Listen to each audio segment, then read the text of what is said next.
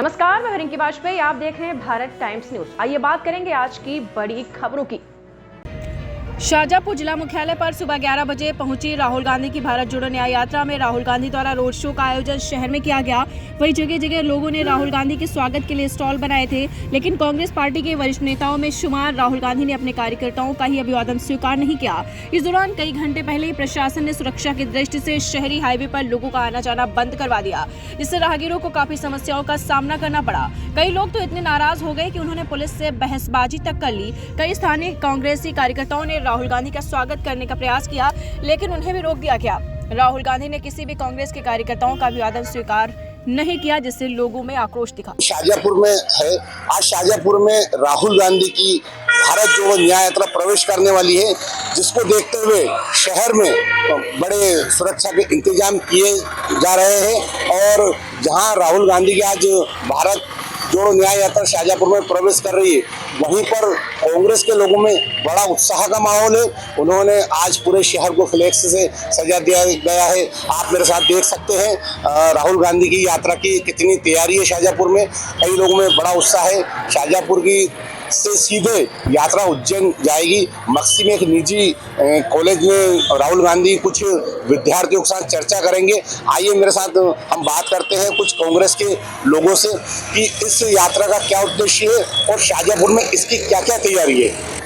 शाहजहांपुर में आज जो राहुल गांधी की न्याय यात्रा आ रही है, उससे कितना फायदा शाहजहांपुर विधानसभा को होगा, लोकसभा में होगा। हमारे साथ कांग्रेस के वरिष्ठ नेता महेंद्र सेंगर जी साथ में, हम उनसे बात करेंगे। सर, जहां बीजेपी अभी नारा दे रही है अब की बार 400 पार, और विधानसभा में भी उनकी एक अच्छी सीट हो गई और बड़ी खतरनाक हार हुई थी कांग्रेस की, अब इस यात्रा से, राहुल गांधी की यात्रा से क्या फायदा मिल सकता है लोकसभा में?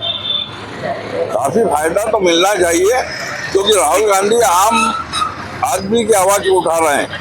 युवाओं की, बेरोजगारी की, महंगाई की, इस न्याय यात्रा में उनके जो सभी सूत्र हैं वो सभी आम जनता से जुड़े हुए हैं, जिसको वो आज जनता के बीच में उठा रहे हैं, जिसको संसद में उठाने नहीं दिया जाता है। इसलिए आज आम जनता तक वो पहुंच अपनी बना रहे हैं। फायदा और नहीं फायदा ये बात की चीज है। हमारा काम है, विरोधियों का या विपक्ष का काम है कि हम आम जनता को सचेत करें, जागृत करें, और ये जागृत करने का प्रयास है। जी, बहुत बहुत धन्यवाद सर। राहुल गांधी की भारत जोड़ो न्याय यात्रा शाहजहांपुर में प्रवेश करने वाली है। उस यात्रा को लेके कांग्रेस के जो लोग हैं, कार्यकर्ता है, नेता, उनमें कितना उत्साह है आप खुद मेरे साथ देख रहे हैं। और हमारे साथ इस विषय पर चर्चा करने के लिए शाहजहांपुर के एक वरिष्ठ नेता कमल जी चौधरी मेरे साथ में है। मैं उनसे इस विषय पर चर्चा करूंगा। सर, जो राहुल गांधी की न्याय यात्रा आ रही है, उससे कितना फायदा मिलेगा कांग्रेस को? हमारे भारत जोड़ो न्याय यात्रा में हमारे परिवार के मुखिया आदरणीय राहुल जी, पूर्व राष्ट्रीय अध्यक्ष, सांसद, मणिपुर से लगा के उन्होंने बम्बई तक की जो न्याय यात्रा प्रारंभ करी, इससे जो नरेंद्र मोदी की जो सरकार है, इसने धार्मिक उन्मूलन फैला के जनता का ध्यान भटकाकर मेन मुद्दे जो सर्वहारा वर्ग, किसान और जो महंगाई है, आज किसानों को उनका दामों को उचित मूल्य, जो प्राकृतिक आपदा के कारण कोई सर्वे वगैरह नहीं हो रहा है, ऐसे सारे तमाम महिलाओं पे अत्याचार, पूरा प्रदेश के अंदर जो गूंगी बेरी सरकार है, इसमें लाखों की तादाद में लोग राहुल जी को संबल दे रहे हैं, उनको ताकत दे रहे हैं कि राहुल जी आप इस लड़ाई को लड़ो, हम तुम्हारा साथ, एक एक जन जन पूरा भारतवर्ष राहुल गांधी जी के साथ है। आज उमड़ पड़ा है। मैं रात को जहाँ उनका नाइट डालता वाटे में वहाँ देखा, वहाँ भी काफ़ी उत्साह था लोगों का। और इस भारत जोड़ो यात्रा से निश्चित तौर पे कांग्रेस को आने वाले लोकसभा में फायदा मिलेगा। नरेंद्र मोदी जी और जो इन्होंने एक झूठ का जाल फैलाया, जो मीडिया तंत्र को भी इन्होंने अपने हिसाब से मैनेज करके जो जनता को मेन बात छिपा के और ये धार्मिक बात करके और जनता को बेगला रहे हैं। धार्मिक, हम भी सब धार्मिक ही लोग हैं, कांग्रेस पार्टी भी धार्मिक है। राहुल गांधी जी में, राहुल गांधी के पिता स्वर्गीय राजीव गांधी जी ने जी राम मंदिर का द्वार खुलवाया था और शिलान्यास मंदिर का उन्होंने करवाया था।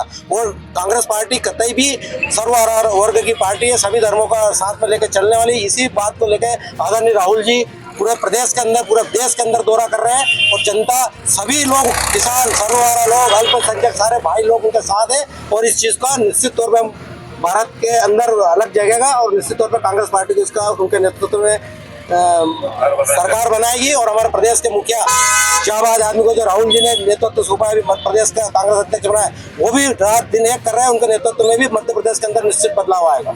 सर अभी विधानसभा में एक कांग्रेस को मध्य प्रदेश के अंदर एक करारी हार मिली, 159 जो सीट आई है भाजपा को। ऐसे भी भाजपा का नारा है कि अब की बार 400 पार। तो इस यात्रा में जो राहुल जी अभी जहां भी टिकटों का बंटवारा हो रहा है या टिकटों को किस योग्य व्यक्ति को देना चाहिए, कौन लोकसभा जीत कर आ सकता है, ऐसे समय में भी अभी राहुल जी भारत न्याय यात्रा निकाल रहे हैं।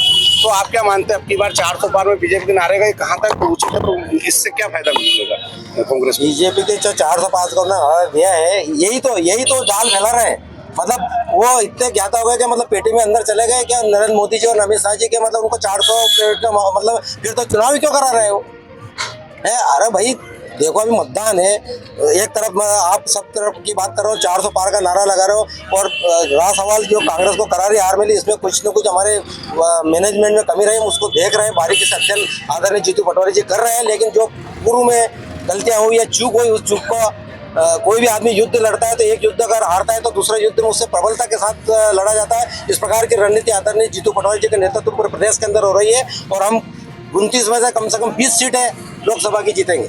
जी अभी कांग्रेस पार्टी में अभी बीच बीच में बहुत देखने को मिला था कि कहीं ना कहीं पार्टी में काफी फूट चल रही है। आप अभी देख सकते हैं कमलनाथ जी के बारे में भी काफी चला था कि कहीं ना कहीं भाजपा ज्वाइन करने वाले या भाजपा में जाने वाले, इस प्रकार की लगभग अटकलें चल रही थी। तो कमलनाथ जी ने उसमें ना हाँ बोला था ना बोला था, उसके बाद उन चीजों पे कुछ विराम लगा। क्या मानते हैं आपकी कहीं ना कहीं कांग्रेस पार्टी में मध्य प्रदेश के देश में फूट देखने को मिल रही है? ऐसा कुछ भी नहीं है। कमलनाथ जी हमारे वरिष्ठ नेता है, सारे मतलब वो काफी लंबे समय से कांग्रेस पार्टी के सहयोग कर रहे हैं। इंदिरा जी के तीसरे बेटे के रूप में उनके नाम पे छाप लगी हुई है। ये सब अफवाहों की बात है। अनारगढ़ उनको छवि खराब करने के लिए लोग प्रयास कर रहे हैं, ऐसा कुछ भी नहीं है। कमलनाथ जी कांग्रेस के ही है, कांग्रेस में रहेंगे और उनके नेतृत्व में भी चुनाव लड़ा। एक बड़े नेता है, दलितों के बड़े नेता कहे जाते हैं, गौरीशंकर जी सूर्यवंशी आगरा से आए हैं। सर मेरा ये मानना है कि जो दलित लोग हैं कहीं ना कहीं इस बार उनका जो वोट बैंक है वो डिवाइड हुआ। दलित वोट बैंक है जो इस बार भाजपा की तरफ ज़्यादा गया है। क्या मानते हैं आप इस बारे में? मैं आपको बताना चाहता हूँ कि दलित वोट पहले भी कांग्रेस का था और आज भी कांग्रेस के साथ में है। मैं आपको बताना चाहता हूँ कि कहीं ना कहीं एक तो डरा धमका कर भाजपा वोट ले रही है, और इसके अलावा जो मशीन ईवीएम मशीन है वो सबसे बड़ी तो इनकी भाजपा की जीत का कारण लग रही है। सर कहीं भी जैसे सरकार बनती है, अभी जैसे हिमाचल प्रदेश में सरकार बनी, कर्नाटक में बनी, तो वहाँ पर कांग्रेस ईवीएम पे सवाल नहीं उठाती। और क्या कारण है कि जहाँ पर भाजपा की सरकार बनती वहीं ईवीएम पर सवाल उठाए जाते? कारण क्या है कि मोदी जी ने एक ऐसा माहौल बना दिया भारत में कि हर पार्टी के नेता जैसे उनके ऊपर धमका कर के देख रहे हो, आपके बीजेपी में जा रहे हैं कांग्रेस के नेता, क्या है कि उनको धमका रही चमका रहे। अगर उनको मतलब ये मान लो कि चमका के भाजपा की ओर जोड़ रही हैं। एक तरफ जैसे पहले तालिबान शासन था ना, आज भारत में मोदी शासन चल रहा है। जैसे पहले तालिबान शासन था, इस बार अब की बार मोदी सरकार जो है ये तालिबान की राह पर चलकर और डरा धमका कर अपनी सरकार बनाती है। बाकी कांग्रेस के साथ आज भी जनता थी, पहले भी थी, और मैं कह रहा हूँ कि इस बार अभी जो गठबंधन हो रहा है, मुझे पूरा विश्वास है कि कांग्रेस की सरकार भारत में बनेगी। ये मैं आपको दावा करता हूँ।